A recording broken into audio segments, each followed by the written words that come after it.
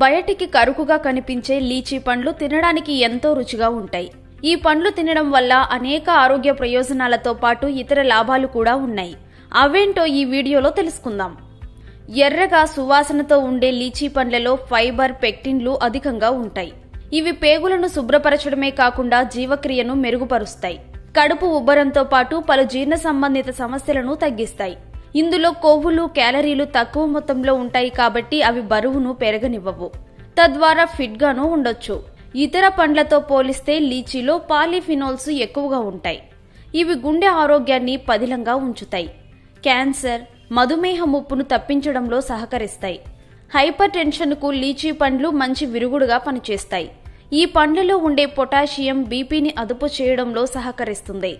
Phosphorus, iron, copper, manganese వంటి ఖనిజాలు మనం తీసుకున్న ఆహారం నుంచి కాల్షియంను సులభంగా గ్రహిస్తాయి. దీంతో ఎముకలు దృఢంగా తయారవుతాయి. ఈ పండ్లలో ఉండే విటమిన్ సి రోగనిరోధక శక్తిని పెంచడంలో సహకరిస్తుంది. దీంతో అనారోగ్యాలు, ఇన్ఫెక్షన్లకు దూరంగా ఉండొచ్చు. ఈ లీచీ పండ్లు ఆరోగ్యానికే కాకుండా అందానికి కూడా ఎంతో మేలు చేస్తుంది.